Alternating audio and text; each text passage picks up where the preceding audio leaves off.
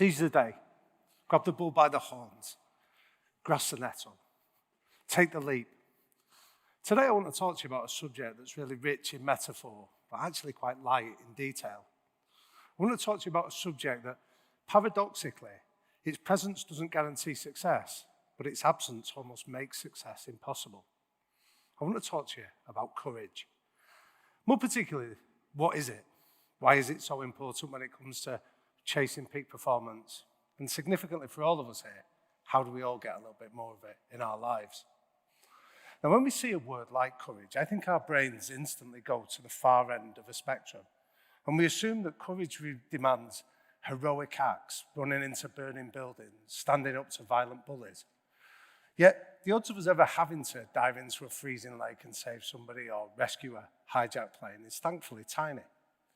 The courage I want to talk about today is more subtle. It's more nuanced than that, and it's something that I guarantee that every one of us here today at TEDx Manchester is going to have to face at some stage of our lives or not.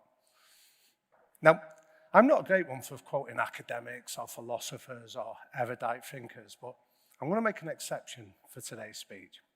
And I want to start by quoting somebody that I consider to be one of the greatest minds of our time.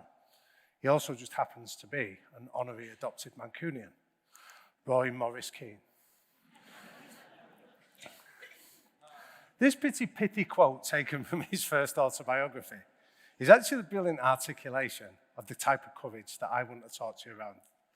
This is the courage to stand apart from the crowd, to dare to follow our own path, to have the courage to resist people's rolling eyes, mocking comments, or sly asides that they want to make whenever we dare to be authentically ourselves. Now, that's a really easy thing to talk about, but this is why courage is key. It's not natural. The idea of standing apart from the crowd, of daring to follow our own path, to go off and pursue our own line of thinking, is actually psychologically dangerous to us. Part of our survival toolkit is about belonging, being part of a pack, where we feel safe, where we're concerned that people have our backs. So the idea of risking being rejected from that tribe, whether that's personally or professionally, or even rejecting ourselves from it, feels like a psychological death threat that we're issuing to the primitive part of our brain. We know that the biggest predictor of mental health issues, such as depression, comes from when people report themselves feeling isolated, excluded, or alone. So when we talk about this idea of daring to stand apart, we first of all need to confront this big elephant in the room. Why is it so important? Well, to explain its importance, let's have a little bit of a quiz, right? I'd like you to tell me, what do you think are the 5 most common phobias that people here in the UK suffer from? Just shout out your answers if you've got a few. Spiders always gets an honourable mention. Anyone that's clowns always gets a mention. Somebody said that. Okay. Now, whenever I ask this question, it always gives me a bit of a laugh because I asked it a couple of years ago when I was in Birmingham. Now, I've Googled this fact, that if you ever find yourself in Birmingham, you are officially in the most landlocked part of the UK. You cannot get any further to the coast than if you find yourself in Birmingham. And I found myself in Birmingham where I asked this question. And there was a guy about 3 rows from the front. He shouted out in a high-pitched voice, "Crocodiles," which still makes me laugh to this day. It's not in the list. At number 5 is claustrophobia. At the opposite comes in at number 4, agoraphobia. At number 3 is a fear of flying. And at number 1 is what somebody shouted out first of all, the fear of spiders. The second most common phobia, though, that most of us suffer from, and at the last estimate, it was around 5.1 million people here in the UK have this, at the extreme end of that phobic scale, is sociophobia, which is a fear of being laughed at, being ridiculed, being isolated, standing apart, going against the flow, daring to walk our own path. So we start to understand why this speaks to our very innate fears about having to be rejected or go on our own path. And yet, this is why it's so important for courage. Being comfortable with this kind of discomfort is the ultimate definition of what we're talking about here today. So to illustrate why it's so important, let me share with you a story of somebody that is almost like the epitome of courage in action. It's a 61-year-old potato farmer from the Blue Mountains in New South Wales. Let me give you some of the context. In 1983, that was the first year in Australia they decided to run an ultramarathon. And they decided the ultramarathon was going to take place between Sydney and Melbourne. It's a distance of around 875 kilometres, about 565 miles. And the athletes that turned up tended to be young, incredibly fit, and tend to be pretty lithe. And then this 61-year-old potato farmer called Cliff Young showed up at the start line. And everybody laughed. When they first thought that he was some kind of fun runner or doing it for a joke, and they explained the seriousness of him, he said, no, it's absolutely fine, I'm going to do it. And they thought it was funny when they asked him to get changed, and he said, I am changed, and he was wearing his dungarees and his wellies from his work on his farm. So this brings us to what the German philosopher Arthur Schopenhauer would identify as the first stage of trying to take a new idea out into the world. People will always ridicule it, and people ridiculed Cliff Young for what he was attempting to do. But then stage one became even more pronounced. When the race began and most of the runners ran off in their conventional style, Cliff Young set off in a slightly different way. He shuffled. He had a style where his legs barely left the floor and he took on a shuffling action. And people thought this was hilarious. And most of the younger athletes took the lead well ahead of Cliff Young. But the convention of ultramarathon running is that when you've run for 18 hours, you stop and you go and rest for 6 hours before you get up and the race commences. But nobody had told Cliff Young. So after the first 18 hours of the race, he just carried on shuffling through the night. And that was when he started to overtake some of his more better equipped competitors. And that was the moment when in Arthur Schopenhauer's world, we moved to stage two. People decided that he must be cheating. He can't do that. And when they consulted the rule books, they found out it wasn't part of the rules. It was just convention that you were expected to stop after 18 hours. Now, not only did Cliff Young end up winning the 1983 Sydney to Melbourne ultramarathon, he beat the record, he beat his competitors by over 10 hours, and he broke the record that had ever been done in by 2 days, when he finished it in 5 days, 15 hours, and 4 minutes. But the brilliant thing about the Cliff Young story is that when we fast forward to the 1984 Sydney to Melbourne ultramarathon, how many of the competing athletes that year do you think decided to stop after 18 hours and rest for the 6 hours? The answer was none. And the reason I love him when I talk about understanding the power of courage is that if you today were to watch ultramarathon running and you watch it closely, have a look at how a number of athletes will run that particular distance. They tend to do what's called today the Cliff Young shuffle, because it's been proven that not only is it better on your joints, but it allows you to go for a ridiculous length without having to take too much of a pounding. So we now live in the world of Cliff Young. It's what Arthur Schopenhauer described as stage three, where it's just convention. Why would you do anything different? It's obvious. Why didn't we think about this years ago? So all change, whether it's personal, whether it's social, technological, or societal, depends on us having the courage to get through these three stages. Yet, if we've just identified that the thing that frightens us most is the idea of being rejected or laughed at or ridiculed, and the first stage of all change is being rejected, laughed at, and ridiculed, we start to understand why Roy Keane was right all along. It's far easier to stay in our lane, get what we've got, accept the way that things are. And yet, what I've seen repeatedly in my work with elite performers is this quiet courage in action. The willingness to be comfortable with the discomfort, to be able to face it down and challenge the convention by not being afraid of ridicule that comes. So how do we get more of it in our lives? Well, what I've seen is there's three really simple techniques that seem to be consistently applied by elite performers. And I want to share them with you so you can look at how do you embrace them within your world. The three techniques I've identified are they visualize, they catastrophize, and then they find something to energize them. So let's talk about those three in turn.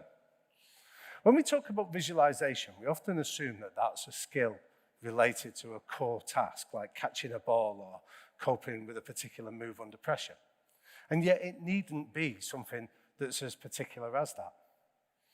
I interviewed a Dutch footballer called Robin van Persie around this, who told the story of how when he first came to England from the Netherlands, he was regarded as prodigious, but incredibly immature. His manager at the time described him as 21, going on 9, because he was impetuous and indisciplined.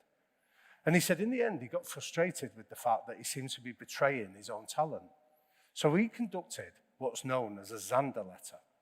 It's named after the head of the Boston Philharmonic Orchestra, Benjamin Zander, who would regularly ask his colleagues that he worked with to write a letter to themselves dated 12 months into the future and do it as a retrospective on the year that's just gone, as if you've already lived it.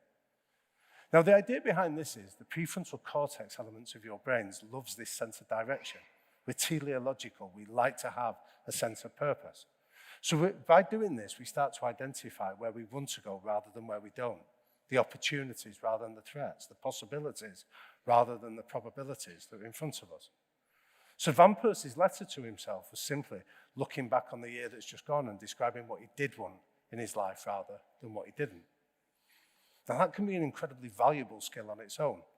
But what peer-assessed research tells us is that if we combine it with the ability to then catastrophize, our ability to increase our courage levels goes up by around 32%. Our resilience to be able to deal with those mocking sneers instantly becomes better. So how do we catastrophize? Well, this is a phrase from the psychologist Gary Klein that talks about the ability to conduct a pre-mortem. When you know where you want to get to, your next stage has to be, what could stop me? What could trip me up? What could derail me on my journey? And you work out all the things that are likely to stop you being successful along the way. And then take some time to work out how am I going to handle them should they occur. Now, I interviewed a phenomenal swimming coach called Melanie Marshall, who's the inspiration behind Adam Peaty, the record-breaking British swimmer. And she described how before they left to the 2016 Olympics in Rio, they conducted a pre-mortem themselves. And one of the things that they identified is that what happens if we lose our kit? And yet when they moved from their training camp in Belo Horizonte to Rio to compete in the games, that's precisely what happened. Peaty's kit was stolen. So he spent 4 days walking around the Olympic Village in just a pair of shorts and t-shirts. But Mel told us that because they'd simply had anticipated some of these catastrophes that could befall them, Peaty's attitude was, I knew this could potentially happen. All I need is my swimming trunks and to be at the race at the time, which is precisely what he did as he set not only the gold medal winning time, but he broke the world record in the process of being able to anticipate these problems should they occur. And that leads us then to the third element, the ability to energize ourselves.